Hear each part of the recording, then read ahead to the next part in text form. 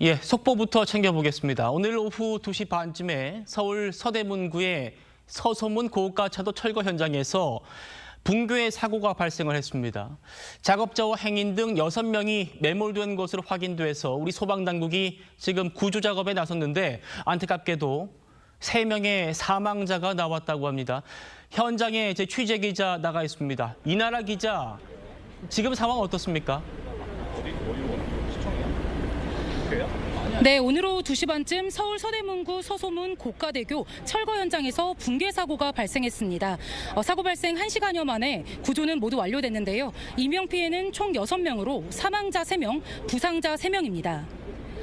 사고 발생 당시 CCTV 영상에는 고가에서 갑자기 불꽃이 튀더니 다리 상판 일부분이 형체를 알아볼 수 없게 무너져 내리고 주위에 있던 사람들이 황급하게 대피하는 모습이 담겼습니다. 소방당국은 고가도로 철거 작업 중 상판 일부가 붕괴되면서 사고가 났다고 밝혔는데요. 당초 오늘 새벽 철거 작업이 진행되던 도중 일부 구간이 주저앉는 문제가 생겼고 이 때문에 오늘 오후 2시부터 안전진단을 실시했던 걸로 확인됐습니다. 오늘 사고로 서울역에서 신촌까지 운행되는 경의중앙선 열차가 단전으로 운행이 중단됐고 서소문 교차로 일대 차량 통행도 통제되고 있습니다. 서대문구 서소문 고가차도 붕괴 현장에서 TV조선 이나라입니다. 예, 이 사고로 지금 서울시장 후보들 그리고 주요 정당들이 모두 서울시에서 선거 유세를 중단하고 이 현장으로 달려가고 있는 상황이라고 합니다. 이나라 기자 설명 들으신 것처럼 이번 사고로 3명이 사망하고 3명이 부상당하는 큰 인명피해가 또 발생을 했습니다. 붕괴 당시의 영상도 공개가 됐는데요. 저희가 입수한 영상 함께 좀 보겠습니다. 예, 화물차와 오토바이가 밑을 지나가는 것 같은데 순식간에 이 고가차도가 상판이 무너져 내립니다. 철근이 끊겨서 무너져 내리는 것 같고 사방이 휘뿌연 연기로 뒤덮이는 그런 모습이 영상에 포착이 되어 있는데 구자랑 변호사님, 저희가 보니까 추락 2명, 매몰 1명, 그러니까 저 고가 위에서 작업하던 분들도 있었던 것 같고요.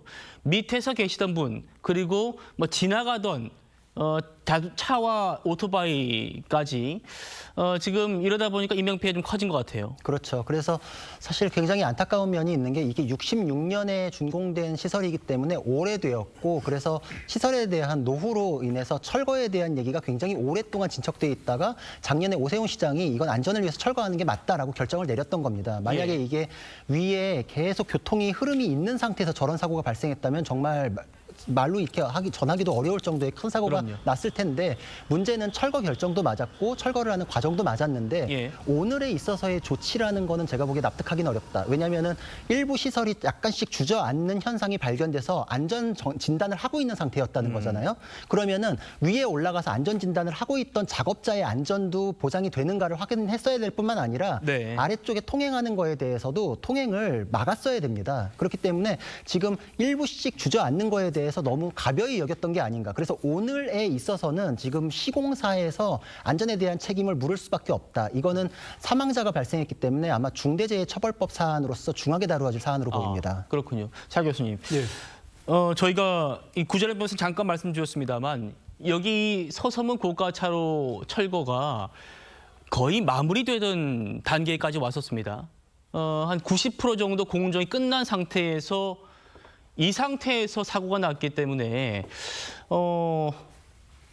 예. 자, 이 상황 어떻게 바라봐야 될까요? 일단 뭐 아무래도 안전불감증이 그러니까 두드러진 또 사고 현장이 아닐까라는 생각이 듭니다. 사실 지금 우리가 공사 현장에서 사고가 발생할 때 건축보다는 철거하는 과정에서 대형 사고가 일어나는 경우가 많잖아요. 지난해 11월 달에 울산의 하력발전소에서 높이 60m 이 그 타워가 붕괴돼서 수많은 인명 피해가 있었지.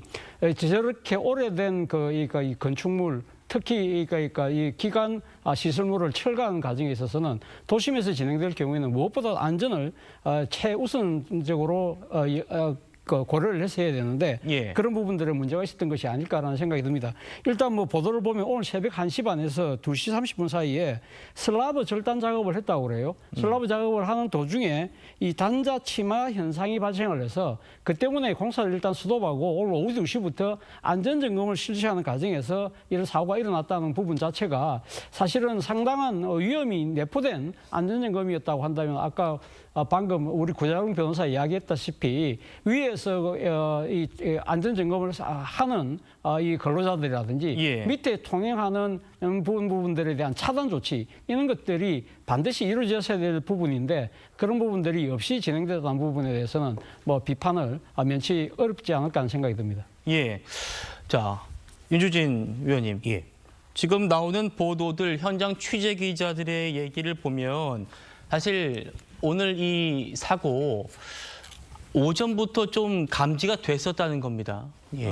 이 균열 조짐이 보여가지고 정말 안타까운 점이 이 균열 조짐을 확인하고 그거를 다시 이제 안전 점검하는 과정에서 이렇게 지금 사고가 난 것 같아요. 예.